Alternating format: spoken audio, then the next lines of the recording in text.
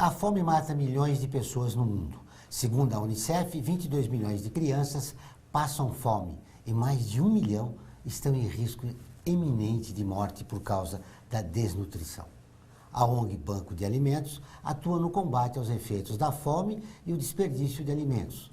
Hoje vamos conversar com a sua fundadora, a economista Luciana Quintão. Está no ar o Observatório do Terceiro Setor, o olhar da cidadania.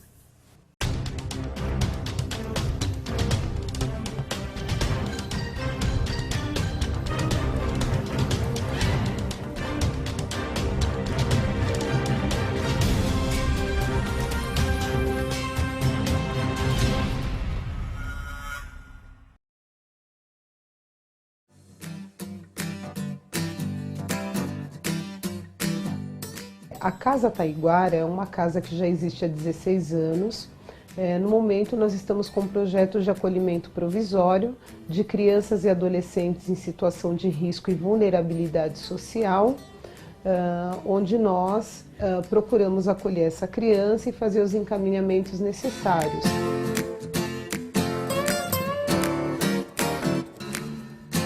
Nós recebemos legumes, vegetais, recebemos pão, iogurtes, e eles são reaproveitados de várias formas. Então, por exemplo, o vegetal é feito desde saladas até o vegetal cozido, ele é usado em tortas. Então, esse projeto sempre está fazendo a entrega dos alimentos, então nunca falta. E nós temos condições de oferecer um atendimento com bastante qualidade.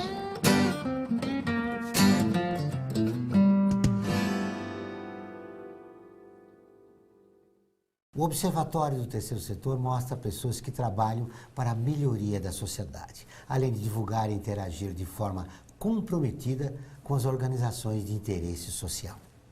A ONG Banco de Alimentos é pioneira no Brasil no conceito de colheita urbana. Foi fundada em 1998 e até hoje arrecadou mais de 7 mil toneladas de alimentos. Seja bem-vinda, Luciana. Obrigada. Obrigado pela entrevista. Obrigada. Como funciona A o ONG seu Banco de trabalho? Alimentos, eu trabalho de 3 formas distintas e interligadas. A primeira forma é através da colheita urbana. Então, nós passamos todos os dias arrecadando sobras de comercialização. São produtos que não foram vendidos e teriam lixo como destino. Esses alimentos são levados para entidades assistidas que, por sua vez, alimentam a mais de 22 mil pessoas por dia. A segunda forma de ação são ações profiláticas voltadas para as entidades assistidas. Então, nós ensinamos como aproveitar integralmente os alimentos, técnicas de higiene, técnicas de estocagem, todo um conceito de especificidades que essas cuidadoras não conheciam, né? E dentro dessa segunda forma de ação, eu também tenho um convênio com a Faculdade São Camilo de Nutrição. Por ano passam pela ONG mais de 30 estagiárias, fazendo seu trabalho de conclusão de curso em saúde pública, porque eu acredito em pontes, né?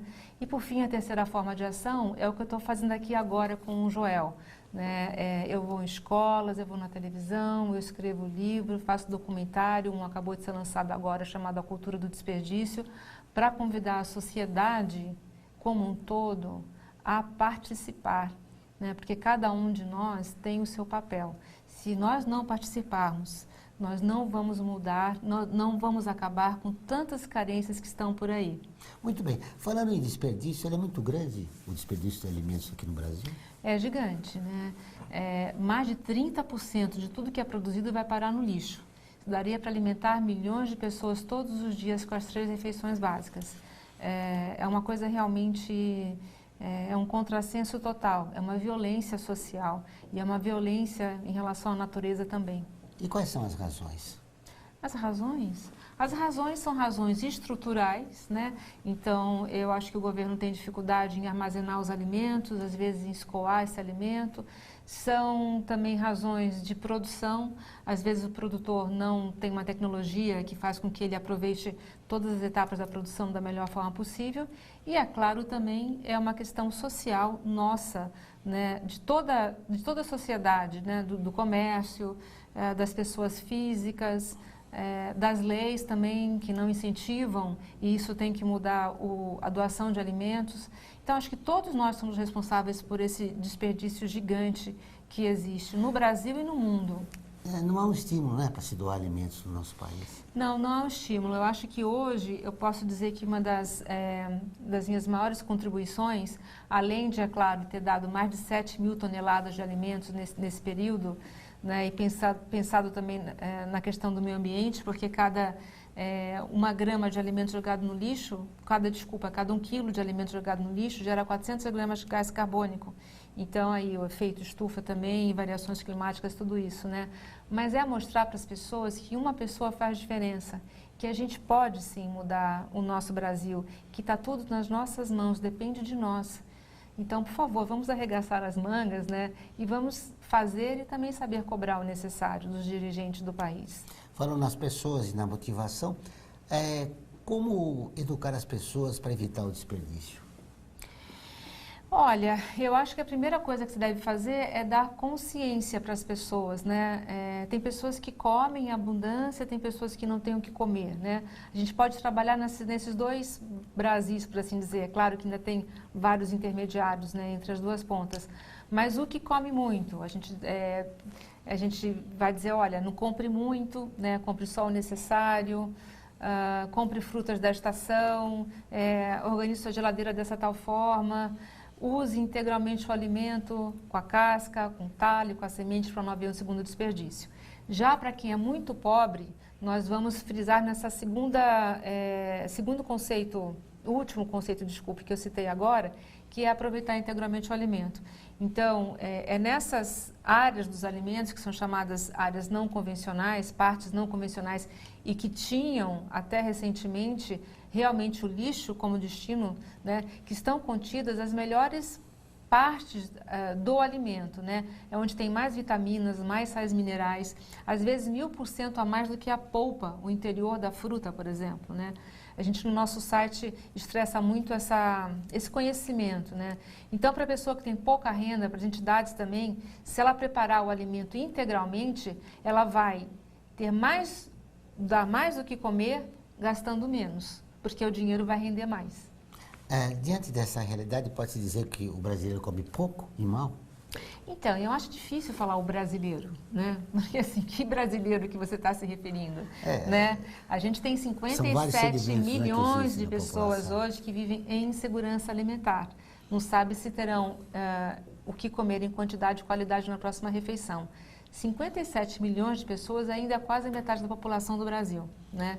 Então, eu poderia dizer, eu simplifico um pouco 2 Brasis, o Brasil que come e o Brasil que não come. É uma forma de simplificar, mas dá para ter uma imagem do que acontece no nosso país, né? Muito bem. Você falou em frutas. Que determinadas frutas a gente pode... Que dicas você poderia dar para a gente reutilizar as frutas e utilizá-las de uma maneira mais correta? A gente não chega a reutilizar, a gente utiliza de uma forma integral, né? Então, as cascas do abacaxi, do melão, por exemplo, a casca da batata... Que normalmente vão para o lixo. Normalmente vão para o lixo. A casca da banana, a casca da banana tem uma quantidade de água gigante, que saiu da natureza, né? Então, é muito importante que a gente aprenda a consumir a casca da banana também, né? Várias cascas podem ser utilizadas. Eu deixo a dica de olhar no nosso site para aprender melhor com as nossas nutricionistas, né? E também usar os talos e as sementes, né?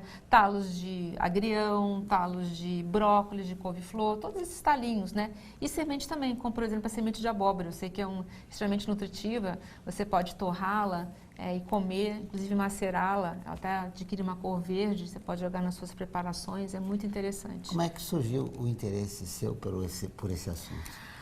Ai, meu Deus do céu. Olha, então, Joel, desde que eu nasci, eu sou um pouco preocupada, né, com essas carências, né? Desde pequenininha mesmo, aquilo me incomodava. Na rua, uma outra criança como eu, ao relento, sem ter onde dormir, às vezes, enfim, uma situação que você via lá, que eu estava com necessidade, aquilo sempre me incomodou, né? Aí entrei para a faculdade de economia, né? E eu achava, dos meus 18 anos, uma pessoa acho que pura, acreditava que o Brasil era tão grande que era difícil de ser administrado, né? Mas aí eu fui crescendo, fui vendo que não é nada disso. Está tudo aqui nas nossas mãos, né? A gente tem um grupo de pessoas que deveriam administrar o país de uma forma oficial, né? Que são os políticos, né? Eles estão lá para cumprir o seu dever, o seu contrato conosco, para conosco, né? E tem todos nós também. É nosso dever também, né? Fazer parte, né? E quando eu fundei a ONG em 1998, naquela época nós tínhamos 57 milhões de pessoas que viviam com meio salário mínimo para baixo.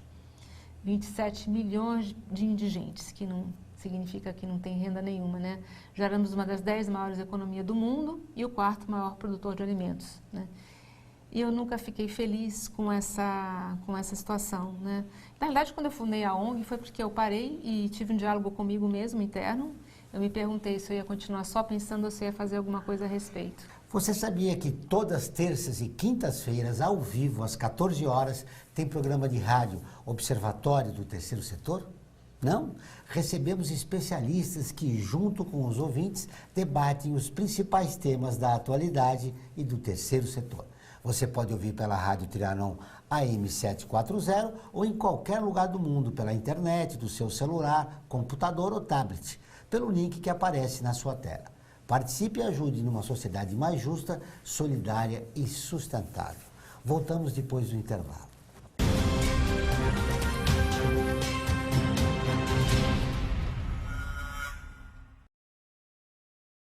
A vida nos traz muitas conquistas, mostrando que todo conhecimento e esforço compensaram em cada detalhe, cada emoção.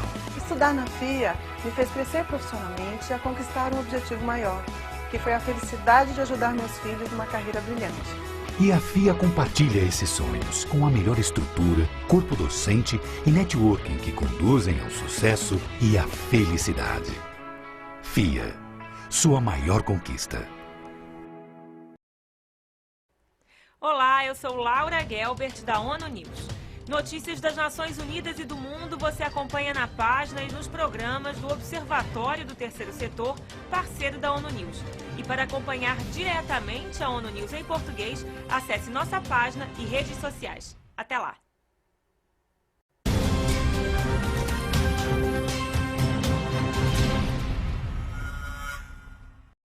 Estamos de volta com o Observatório do Terceiro Setor, o Olhar da Cidadania. No nosso canal do YouTube, todos os programas de TV estão disponíveis para você assistir quando e onde quiser. Lá você encontra o 3 News, com notícias inéditas toda sexta-feira. Para ter acesso ao conteúdo do canal, basta acessar youtube.com/Observatório 3 Setor e clicar no ícone inscrever-se. Vale a pena conferir. Luciana, as políticas públicas do nosso país estão no caminho certo para o combate à fome? Olha, se você chama um político para conversar com você, provavelmente ele vai te contar sobre 1000 programas, vai dizer vários números, né? Agora, eu acho que você combate a fome combatendo a falta de moral, combatendo a falta de ética, sendo eficiente. Eu acho que no Brasil, como o nosso tamanho, né, onde a gente recolhe tantos impostos, a gente vê não só a fome de alimentos, mas vê tantas fomes, é uma coisa absurda, é uma violência que não deveria existir, né? Nós somos um país muito rico, né? E assim, a gente não tem hospital suficiente, não temos uma educação que a gente se preze, que a gente tenha orgulho da educação que a gente tenha, né? E agora temos essa violência, não bastasse a violência da fome, por exemplo, essa violência de guerra que a gente vive. Então, eu fundei a ONG para combater a fome de comida em primeiro lugar, mas todas as fomes. A fome de saúde, a fome de dignidade, a fome de transporte, moradia, a fome de vida, né? E pedir e lembrar as pessoas que o desperdício é gigante em todas as áreas também, a gente desperdiça tempo, vida, dinheiro público, água, recursos naturais, então, para que a gente refaça essa nossa equação, porque ela não está dando certo. Você falou que é necessário a moral, ética, mas nós vivemos numa crise moral e ética no país. Essa crise política e econômica agrava a a crise em relação à Então, fome? é verdade. Ela agrava, ela todo dia joga mais e mais pessoas num campo de necessidades cada vez maiores, né? E o que eu digo é que essa crise política moral, ela não deveria acontecer. E eu estou trabalhando, espero que mais pessoas trabalhem também para erradicar esse tipo de conceito. Não é possível viver assim. Na minha opinião, a evolução social em um planeta sustentável passa pela mudança desse tipo de conceito. Política é muito bom, deve existir para administrar bem o nosso país, qualquer país, né? Assim, é claro que eu não posso, nem você, Joel, colocar asfalto na frente da nossa casa, nem fazer um hospital para eu ser internada, ou criar a escola que meu filho vai ser educado. Para isso é necessário o governo, para ele administrar bem os recursos que ele recebe. Leis são importantes, regulamentações econômicas são importantes. Por exemplo, você pode estimular as pessoas a não jogarem fora, a reciclarem, se você colocar um imposto menor no que for ser reciclado, que não acontece no Brasil hoje. Por exemplo, né? São várias idiosincrasias que a gente tem. Então, administrar bem os recursos é fundamental para que a gente tenha um Brasil diferente, com ética e moral. Você falou em um novo conceito, mas o governo fala-se em mudar as leis trabalhistas, fala em mudar uma nova previdência, mas não fala em combater a fome. Por quê? Eu nunca entendi por que, com Fome Zero, a lei do Bom Samaritano nunca foi promulgada, por exemplo. Essa lei, ela eximia de responsabilidade civil criminal o doador de boa-fé de alimentos. Eu venho falando isso há praticamente 20 anos já, que é o tempo que eu fundei a ONG, né? Agora parece que as coisas começam a andar e vai, se Deus quiser, sair uma lei, não sei se daqui a 1 ano ou 2 anos, né? Mas isso já deveria ter acontecido há muito tempo. Por que daí resistência? Eu acho que é a falta de eficiência. É a falta de eficiência, é a falta de conceito, é a falta de visão, né? A gente tem que governar para o povo, no bom sentido, servir, né, e não ser servido. Eu acho que é isso que os nossos políticos têm que realmente aprender. Então, economia tem que ser eficiente, política tem que ser eficiente, educação tem que ser eficiente, medicina tem que ser eficiente, jornalismo tem que ser eficiente, educação tem que ser eficiente. Eu vou em escolas privadas desse país e fico chocada, porque as crianças não saem sabendo o seu papel de cidadão. E isso tem que mudar também. Imagine você, Joel, uma criança de 16, 17 anos, ter o ideal de ser um político para servir a sua pátria. Que bacana.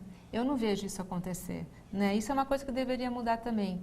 Política é chato? Pode ser chato, mas infelizmente é uma coisa que existe e a gente tem que lidar com ela. Quando você acha que esse processo de exclusão social deve acabar no nosso país? Quando a gente trabalhar de uma forma correta. Né, da forma correta, com a maior eficiência possível. Por exemplo, eu fui num órgão que combate, que tenta melhorar a questão nutricional, né, Conceia. Por exemplo, o Conceia do governo estadual não conversa muito com a prefeitura, que também não consegue ter um grande diálogo com o federal. Quer dizer, é claro, vamos dizer que sim, que há o diálogo. Há o diálogo, mas eu vou então aqui pelo menos dizer que esse diálogo poderia ser mais eficiente, né? E assim em todas as áreas também, né? Por exemplo, eu sou carioca, mas eu moro em São Paulo há 30 anos, né? Antes de mim, o Joel estava entrevistando o rapaz do teatro falando do Rio de Janeiro, né? Por que que o Rio de Janeiro chegou no ponto que chegou? Eu vou dizer por quê. Porque foi feito um mal atrás do outro e nunca foi corrigido. Eu tenho um lema, o bem não tem contraindicação, mas o mal, meu amigo, tem muita contraindicação. Não faça, porque vai ter retorno. Muito bem, nós vamos para um pequeno intervalo e voltamos dentro de instantes.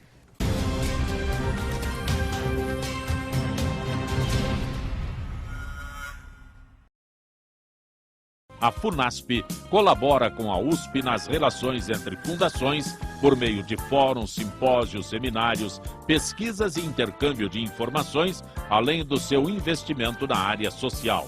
Para melhores informações, entre no nosso site www.funasp.org.br. FUNASP, um marco entre o universo acadêmico e a sociedade.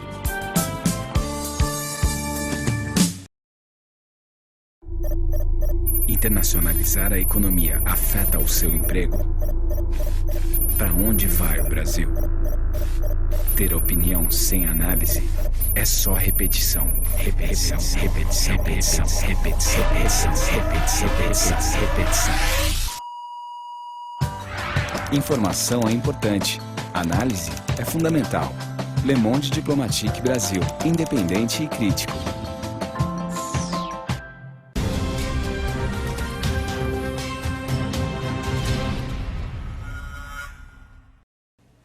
Estamos de volta com o programa do Observatório do Terceiro Setor, o Olhar da Cidadania. Não esqueça, todas as quartas-feiras, às 17 horas, tem o programa Olhar da Cidadania na Rádio USP, com temas da atualidade e principalmente dos direitos humanos.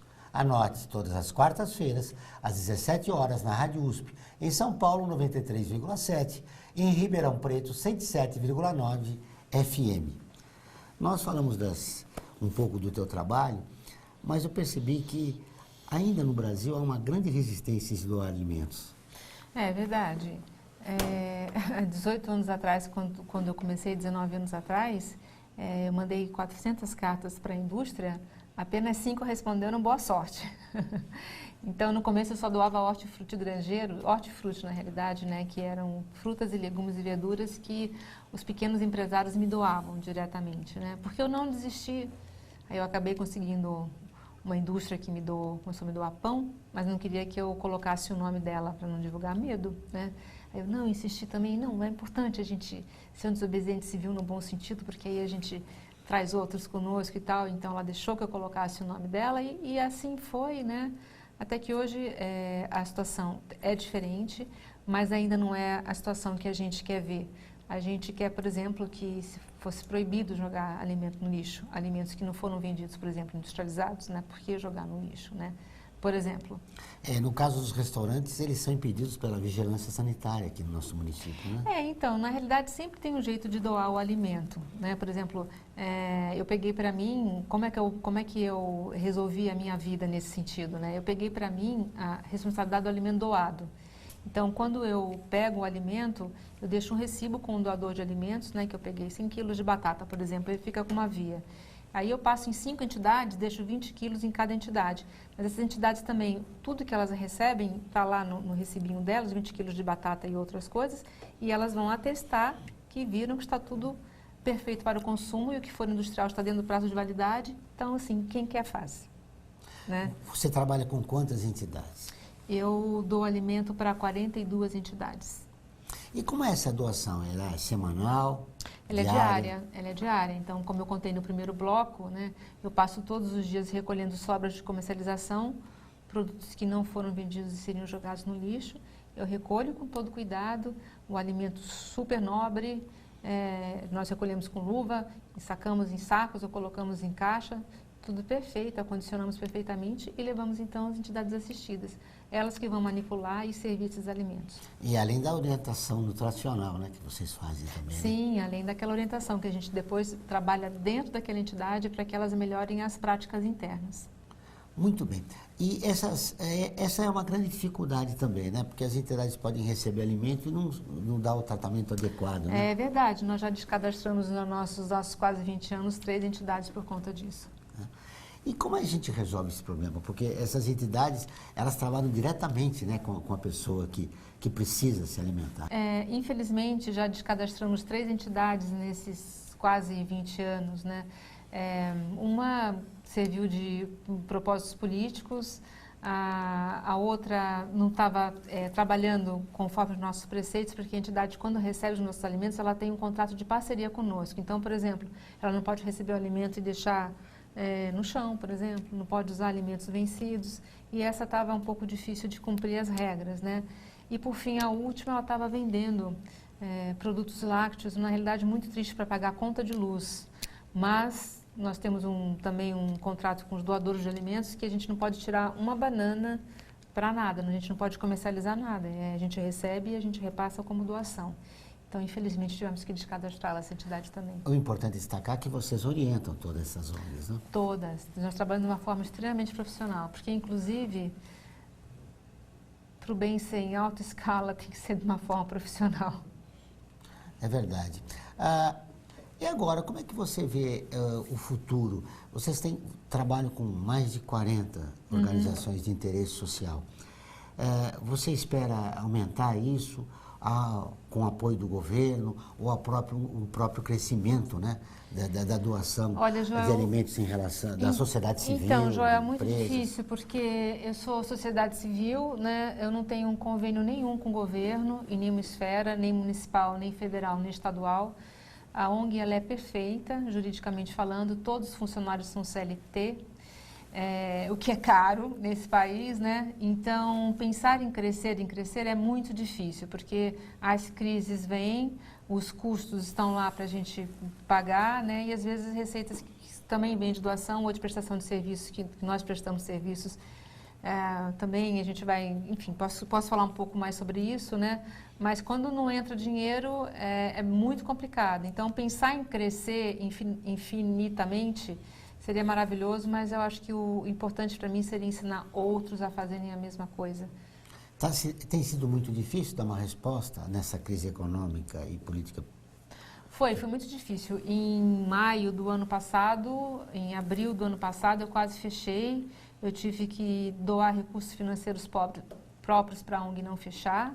Né? Mas graças a Deus chegou um parceiro também que veio pelo nosso trabalho e estamos estabilizados novamente. Mas o desafio, ele permanece. É uma boa notícia, né? Porque a crise continua no ano que vem também.